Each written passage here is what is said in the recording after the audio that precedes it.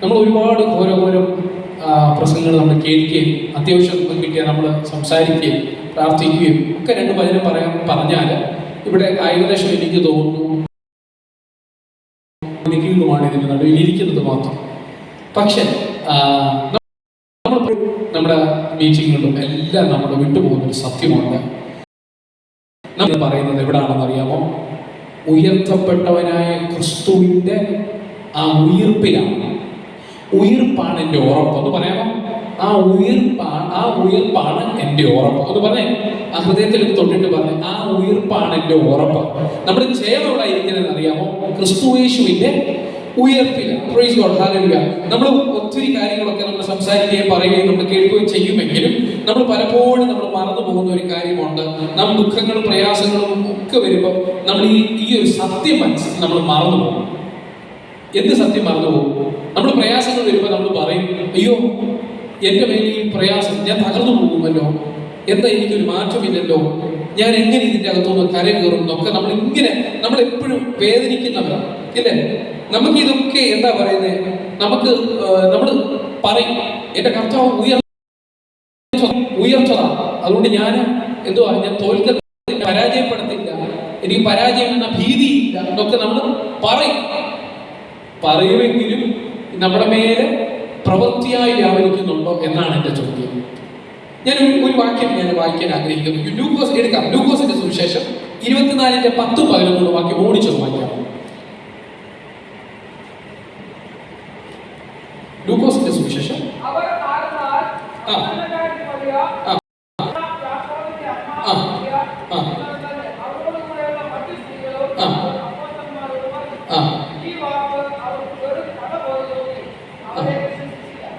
ഈ വാക്ക് അവർക്ക്, ഞാനതാ പറയാൻ ഉദ്ദേശിച്ചത്, ഈ വാക്ക് അവർക്ക് വെറും കഥ പോലെ തോന്നി. പ്രൈസ് ഗോഡ് എന്ന് പറഞ്ഞ ഈ വാക്ക് അവർക്ക് വെറും ഒരു എന്തു വാക്ക്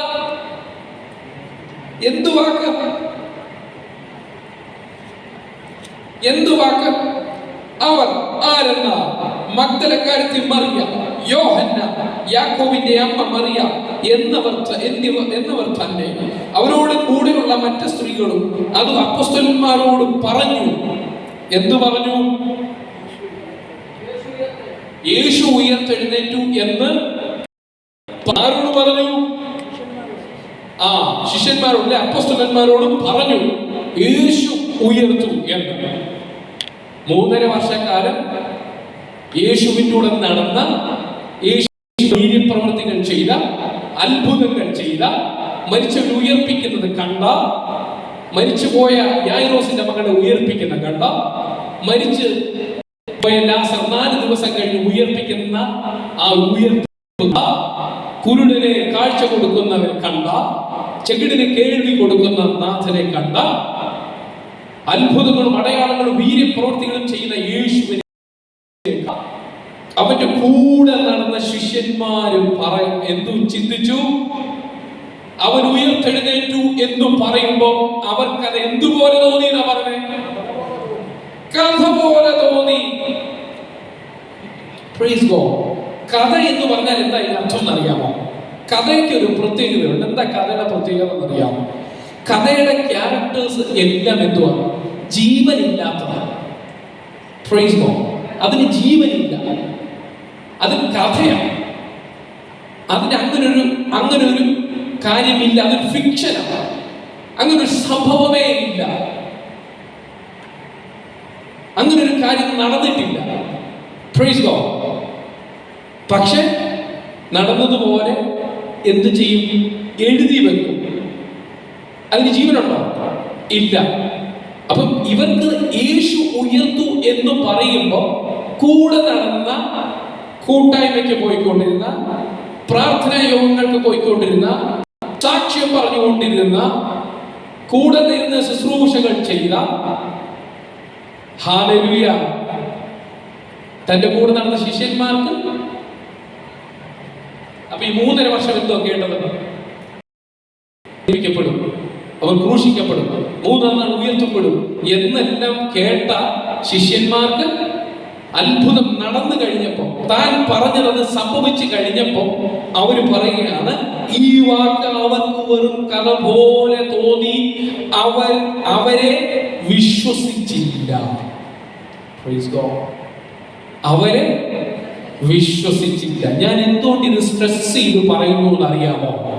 ഇന്നും പകലിലും നമ്മൾ പലർക്കും ഇത് കഥ പോലെ ഇരിക്കുക. യേശുവിന്റെ ഉയർപ്പ് വെറും കഥയായിട്ട് നമുക്ക് ഇരിക്കുക. ഹല്ലേലൂയ. നാളുകളായിട്ട് ജീവിതത്തിൽ പല പല വിഷയങ്ങളും പ്രശ്നങ്ങളും കേറി കേറി കേറി കേറി ഒരു സമാധാനവും ഇല്ലാതെ, ഒരു സന്തോഷവും ഇല്ലാതെ, പ്രാർത്ഥനയ്ക്ക് വെറുതെ പോകാമെന്നേ ഉള്ളൂ, അല്ലെ അവിടെ പോയിട്ട് കാര്യമില്ലെന്ന് പറഞ്ഞ് ഇങ്ങനെ ഇങ്ങനെ ഇങ്ങനെ മനസ്സ് മടിച്ചിരിക്കുന്നതിന്റെ കാര്യം എന്താണെന്ന് അറിയാമോ? യേശുവിന്റെ ഉയർപ്പ് നിനക്ക് കഥ പോലെ ഇരിക്കുന്നു. ഹല്ലേലൂയ. എന്റെ അകത്ത് യേശു ജീവിക്കുന്നു എന്നൊരു തോന്നലുണ്ടായ, യേശു ജീവിക്കുന്നു എന്ന് എന്റെ അകത്തൊരു വിശ്വാസം വന്നാൽ, പ്രിയപ്പെട്ട ദൈവദാസൻ ഇവിടെ ഇരിക്കുന്നല്ലോ, താൻ എന്തുകൊണ്ട് തെരുവീതികളിലും നടന്ന് താൻ പറഞ്ഞ 100-ലധികം പ്രാവശ്യം താൻ ഇവിടെ പറഞ്ഞു കഴിഞ്ഞു എന്ന് പറഞ്ഞു, താൻ പരസ്യയോഗം നടത്തി കഴിഞ്ഞു. എന്തുകൊണ്ടാണ് അത് ചെയ്തതെന്ന് അറിയാമോ? യേശു ജീവിക്കുന്നു എന്ന ആ ഒരുറപ്പ്. ഹല്ലേലൂയ. താൻ അവിടെ പോയി പറയുമ്പോ ആരെങ്കിലും എന്തെങ്കിലും പ്രതിഫലം കൊടുക്കുമെന്നാണ് ഓർത്തിട്ടാണോ താൻ ഇത് പറയുന്നത്? എത്രയോ പേര് മുഖം ചോദിച്ചു പോയിട്ടുണ്ടായിരിക്കാം, എത്രയോ പേര് പരിഹസിച്ചിട്ടുണ്ടായിരിക്കാം, എത്രയോ പേര് എതിർത്തു പോയിട്ടുണ്ടായിരിക്കാം, ചിലപ്പോൾ പറഞ്ഞിട്ടുണ്ടായിരിക്കാം വേറെ പണിയൊന്നുമില്ല എന്ന് ചോദിച്ചിട്ടുണ്ടായിരിക്കാം. പക്ഷെ എന്നാലും അതിന്റെ നടുവിൽ പോയി നിന്ന് ഈ ഉയർത്തപ്പെട്ടവനായ ക്രിസ്തുവിനെ ഉയർത്തി പിടിക്കുന്നതിന്റെ കാര്യം എന്താണെന്നറിയാമോ? തന്റെ അകത്തൊരു ബോധ്യം വേണു, ഉയർത്തവനായ ക്രിസ്തു തനിക്ക് വേണ്ടി രാജാവായി നിൽക്കുന്നു എന്ന്. ഹല്ലേലൂയ. ഇന്ന് പകലിൽ താൻ നിൽക്കുന്നതിന്റെ ശക്തി എന്താണെന്ന് അറിയാമോ? ഉയർത്തെഴുന്നേറ്റവനായ ക്രിസ്തു. ഞാനിത് പറയുമ്പോൾ സത്യത്തിൽ വലിയ തീപ്പൊരിയൊന്നും ഉണ്ടാകാൻ സാധ്യതയില്ല, ഇതിന്റെ അകത്ത് വലിയ ഉണർവൊന്നും വരാൻ സാധ്യതയില്ല. പക്ഷെ നിങ്ങൾ ഇതിന്റെ ആഴങ്ങളിലോട്ട് ഇറങ്ങിയാൽ ക്രിസ്തു ഉയർത്തെഴുന്ന എന്ന ബോധ്യം നിങ്ങളുടെ ആത്മാവിൽ വെളിപ്പെട്ട, നിങ്ങളുടെ അന്തരംഗത്തിൽ വെളിപ്പെട്ട, നിങ്ങൾക്ക് പിന്നെ ഇങ്ങനെ സമാധാനത്തോടെ ഇവിടെ വെറുതെ ഇരിക്കാൻ കഴിയത്തില്ല. അറിയാതെ നിങ്ങൾ തുള്ളിച്ചാടി പോകും. ഹല്ലേലൂയ. അറിയാതെ സന്തോഷിച്ചു പോകും. കാരണം എന്താണെന്നറിയാമോ?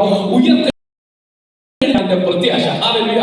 ക്രിസ്തു ഉയർത്തിട്ടുണ്ടെങ്കിൽ ഞാനും ഉയർത്തും. ഹല്ലേലൂയ. ക്രിസ്തു ജീവിക്കുന്നുണ്ടെങ്കിൽ ഞാനും ജീവിക്കും. ഹല്ലേലൂയ. ക്രിസ്തു വിജയിച്ചിട്ടുണ്ടെങ്കിൽ ഞാനും വിജയിക്കും. ക്രിസ്തുവിന് സൗഖ്യമുണ്ടെങ്കിൽ എനിക്ക് സൗഖ്യമുണ്ട്. ക്രിസ്തു ജയാളിയാണെങ്കിൽ ഞാനും ജയാളിയാണ്. ഹല്ലേലൂയ.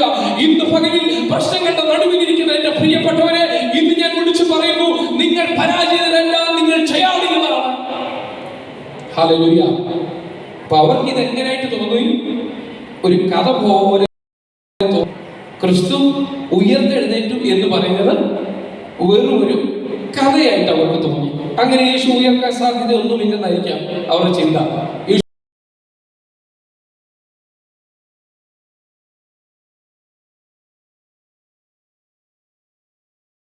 നിൽക്കുന്നവരും ഒക്കെയാണ് നമ്മുടെയൊക്കെ ക്രിസ്തു.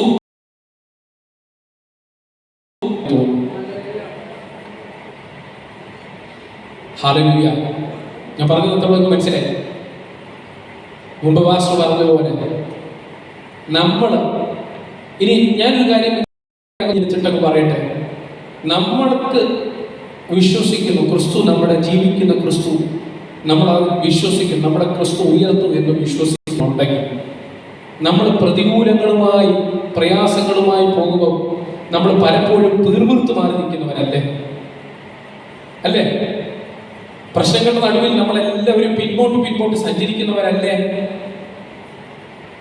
ആരെങ്കിലും നിങ്ങളോട് ചോദിക്കുക, എന്താ ഇതിനൊരു മാറ്റമില്ലാത്ത? മാറുമായിരിക്കും, നിങ്ങൾ എനിക്ക് വേണ്ടി ഒന്ന് പ്രാർത്ഥിക്കണമേ എന്ന് പറയുന്നതിന്റെ കാര്യം എന്തുവാ? എനിക്ക് ഉറപ്പില്ല. ഹല്ലേലൂയ. Praise God. മുമ്പോട്ട് നമുക്ക് പോകാമല്ലോ. ഹല്ലേലൂയ. ക്രിസ്തു ഉയർത്തെഴുന്നേറ്റു എന്ന് പറയുന്നതാണ് നമ്മുടെ അടിസ്ഥാനം. നിങ്ങൾ വിശ്വസിക്കുന്നുണ്ടോ? ഒരു വിശ്വാസിയുടെ ജീവിതത്തിൽ ക്രിസ്തു ഉയർത്തെഴുന്നേറ്റു എന്ന് പറയുന്നതായിരിക്കണം നമ്മുടെ ബേസ്, നമ്മുടെ അടിസ്ഥാനം. ഇവിടെ തൊട്ട് നമ്മുടെ പണി തുടങ്ങണം. ഹല്ലേലൂയ. എടുത്താട്ടെ പെട്ടെന്നൊരു വാക്യം, 1 കൊരിന്ത്യർ 15:17 വാക്യം പെട്ടെന്ന് എടുത്താട്ടെ.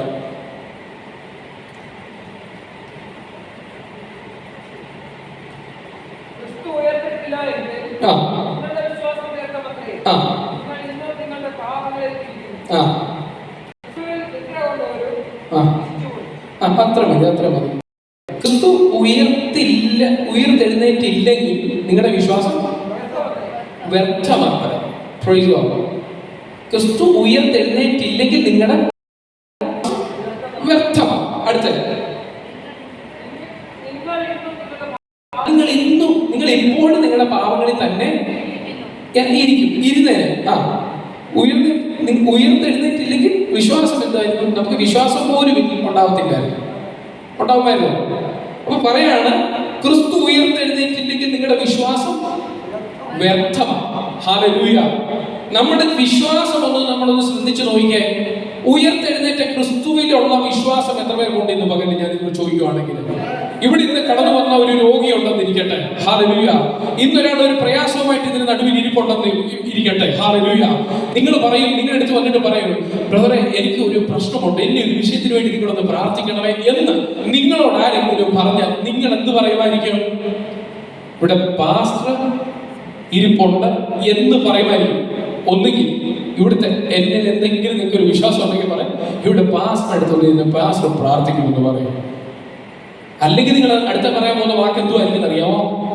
ഇന്നടത്തൊരു പാസ്റ്ററുണ്ട്, ഇന്നടത്തൊരു ദൈവദാസനുണ്ട്, നിങ്ങൾ അവിടോട്ട് പോക്കോ, അവിടെ വല്ലതൊക്കെ നടക്കുമായിരിക്കും. ഹല്ലേലൂയ. അതുമല്ലെങ്കിൽ നിങ്ങൾ പറയും, ഇന്നടത്തൊരു ദൈവദാസി ഇരിപ്പുണ്ട്, അവർ വീട്ടിൽ നിന്ന് പ്രാർത്ഥിക്കുകയും ആലോചന പറയുകയും ചെയ്യുന്നുണ്ട്, നിങ്ങൾ പ്രാർത്ഥിച്ചാൽ നിങ്ങളുടെ ജീവിതത്തിന്റെ അകത്തൊരു വീടുകൾ ഉണ്ടാകും. ഹല്ലേലൂയ. അതുകൊണ്ട് നിങ്ങൾ അങ്ങോട്ട് പോക്കോ എന്ന് പറയും. എന്താ നിങ്ങൾ പറയാത്ത എന്റെ പ്രിയ സഹോദരി വേണ്ടി പ്രാർത്ഥിക്കാമെന്ന് പറയാനുള്ള കോൺഫിഡൻസ് ഉണ്ടോ? Hallelujah, hallelujah. സന്തോഷത്തോടെ കർത്താവിനെ സ്തുതിച്ചാട്ടെ. ക്രിസ്തു നിന്റെ അകത്ത് ഉയർത്തിട്ടുണ്ടെങ്കിൽ നീ അല്ല ചെയ്യാൻ പോകുന്നത്, നീ അകത്ത് വസിക്കുന്ന ക്രിസ്തുവാണ് അതിനെ ഡീൽ ചെയ്യാൻ പോകുന്നതെന്നുള്ള വിശ്വാസം നിനക്കുണ്ടോ? ഹല്ലേലൂയ. അതിനുവേണ്ടി ഒരു പാസ്റ്റർ വന്ന് പ്രാർത്ഥിക്കാൻ വേണ്ടി ഞാൻ വെയിറ്റ് ചെയ്യത്തില്ല.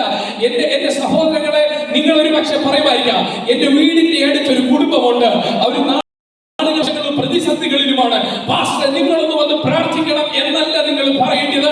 എന്റെ അകത്ത് ഉയർത്തപ്പെട്ടവനായ ക്രിസ്തു ഉണ്ട്, എന്നിൽ അവൻ വസിക്കുന്നു, ഞാൻ അത് വിശ്വസിക്കുന്നു. ഞാൻ പ്രാർത്ഥിക്കുമ്പോ ഞാനല്ല അവിടെ വിടുതൽ കൊടുക്കുന്നത്, എന്റെ അകത്ത് വാഴുന്ന യേശു ക്രിസ്തു അവന് വിടുതൽ കൊടുക്കും. ഇന്ന് പകൽ അവനെ സൗഖ്യമാക്കുന്ന ക്രിസ്തു, ഞാൻ പ്രാർത്ഥിച്ചാൽ മതി, അതിന്റെ അകത്ത് വിടുതൽ ഇറങ്ങുമെന്നുള്ള വിശ്വാസം നിങ്ങളിലുണ്ടോ? വിശ്വസിക്കുക. ക്രിസ്തു ഉയർത്തു എന്ന വിശ്വാസം നിസ്സാരമല്ല, അതൊരു കഥയല്ല, ഇവിടെ ആരോ പറഞ്ഞു കേൾപ്പിച്ച ഒരു കിഴവി കഥയുമല്ല. വിശ്വസിക്കുന്നവന്റെ അകത്തു നിന്ന് ജീവന്റെ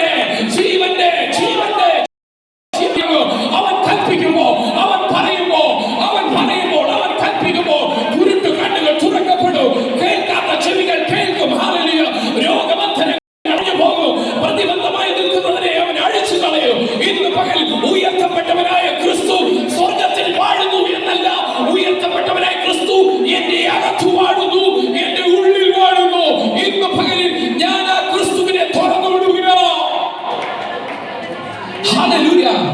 ഉയർത്തപ്പെട്ടവനായ ക്രിസ്തു ഒരു കഥയായി എന്റെ അകത്ത് അവശേഷിച്ചാൽ, ഹല്ലേലൂയ, അങ്ങനെ ഒരു കാര്യം മാത്രമായി ആരൊക്കെയോ പറഞ്ഞത് കേട്ടത് മാത്രം നിങ്ങൾ വീടിന്റെ അകത്ത് പാസ്റ്റർ പ്രസംഗിച്ചത് മാത്രം നിന്റെ അകത്തിരുന്നാൽ പുസ്തകത്തിലെ പശു പുല്ല് തിന്നത്തില്ല. ഉയർത്തു എന്നത് നിന്റെ അകത്തൊരു വെളിപ്പാടായി ഇറങ്ങിക്കഴിഞ്ഞാൽ നീ ചിലതിന്റെ പേരൊക്കെ കരം വെച്ച ചില അത്ഭുതങ്ങൾ കാണും. Hallelujah, hallelujah. മോശയോട് കർത്താവ് പറഞ്ഞു, നീ പുറപ്പെടുക, എന്റെ ജനത്തിനെ മടക്കി കൊണ്ടുവരിക. Praise God, hallelujah. പ്രാപിക്കുക, ഡയറക്റ്റ് കേൾക്കുക. അവന്റെ മേൽ അഭിഷേകത്തിന്റെ ഒരു വടി കൊടുത്തു. അവൻ ആ വടിയുമായി നേരെ ഫറവോന്റെ മുൻപിൽ ചെന്നു. അവിടെ നിന്ന് അത്ഭുതങ്ങളും അടയാളങ്ങളും ചെയ്തു. എങ്ങനെ ചെയ്തു? അവൻ കേട്ടതിനെ വിശ്വസിച്ചു, അവൻ കണ്ടതിനെ വിശ്വസിച്ചു. അങ്ങനെ കേൾക്കുകയും കണ്ടു വിശ്വസിച്ചവന്റെ മേൽ അത്ഭുതം പരമ്പരയായി ഇറങ്ങി വന്നു. വിശ്വസിച്ചവൻ വടി നീട്ടിയപ്പോൾ ചെങ്കടൽ മാറി നിന്നു. അങ്ങനെ വിശ്വസിച്ചവൻ കരമുയർത്തി നിന്നപ്പോൾ ജയം പ്രാപിച്ചു. ഇസ്രായേൽ ജനം ജയം പ്രാപിച്ചു.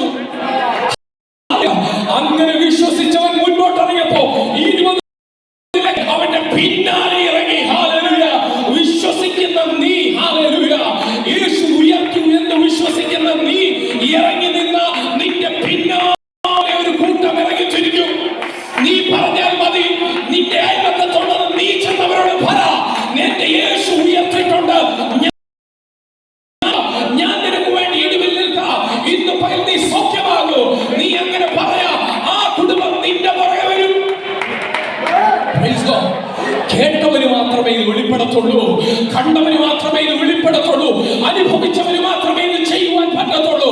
ഇന്ന് ക്രിസ്തു ഉയർത്തത് കഥയായിട്ടല്ല, ഇന്ന് ക്രിസ്തു ഉയർത്തത് വെളിപ്പാടായി എന്റെ അകത്ത് വെളിപ്പെടട്ടെ. ക്രിസ്തു എന്റെ വിശ്വാസത്തിന്റെ അടിസ്ഥാനം. Hallelujah, hallelujah. എന്റെ ബേസ്മെന്റ്. ഹല്ലേലൂയ. കെട്ടിടം പണിയാൻ തീരുമാനിച്ചു. ഹല്ലേലൂയ. അതിന്റെ ഫൗണ്ടേഷനിലുള്ള കല്ലുകൾ ഇടിഞ്ഞു പോയെന്നിരിക്കട്ടെ, ഞാൻ പക്ഷെ മേപ്പോട്ട് പണിഞ്ഞുകൊണ്ടേയിരുന്നു. ഇത് ഒരിക്കലുമില്ല. ഇത് ഇന്ന് പക്ഷെ ഭാരം കൂടുന്നതിനനുസരിച്ച് ഇതെന്തി ചരിയാൻ തുടങ്ങും. എൻ്റെ വൈഫിന്റെ ഹൗസ് എന്ന് പറയുന്നത് ഈ രാമഗിരി എന്ന് പറയുന്ന സ്ഥലത്താണ്. അവിടുത്തെ ഒരു പ്രശ്നമുണ്ട്. ഞാൻ അവിടെ താമസിക്കാൻ കഴിഞ്ഞപ്പോൾ എനിക്ക് മനസ്സിലായി, അവിടെ വീട് വെക്കുന്നത് നമ്മുടെ കൊണ്ടൊന്നും വീട് വെക്കാൻ പറ്റത്തില്ല. അവർ വീട് വെക്കുന്നത് ഇപ്പൊ കഴിഞ്ഞ വർഷം അവർക്ക് വീട് പണിയായിരുന്നു. അവർ വീടൊക്കെ വെച്ചു, പുതിയൊരു വീട് വെച്ചു, പഴയത് പൊളിച്ചിട്ട് പുത്തനൊരു വീട് വെച്ചു. അവർ ഈ ബെഡ് ടൈപ്പിലൊക്കെയാണ് അവർ ഫൗണ്ടേഷൻ അടിക്കുന്നത്. അതിന് അങ്ങനെ കണ്ടൊരു ഇതാ പറയുന്നത്. നമ്മുടെ കൊണ്ട് വാനമെടുത്ത് 4 മൂന്നിലേക്ക് ഇങ്ങനെ കെട്ടി പൊക്കി ഒരു വീട് പണിയാൻ അവർക്ക് പറ്റത്തില്ല. എന്നാൽ ഒരു പില്ലറൊക്കെ അടിച്ച് ചെയ്യാന്ന് പറഞ്ഞാൽ അങ്ങനെ പറ്റത്തില്ല. അവിടെ അങ്ങനെ ചെയ്തു കഴിഞ്ഞാൽ ചില വീടുകളൊക്കെ ഞാൻ കണ്ടു പാസ്റ്റർ, ഇത് പണിഞ്ഞ് പുത്തൻ വീടുകൾ പാസ്റ്റർ ഇങ്ങനെ വെയിറ്റ് കൂടിയിട്ട്. Praise God.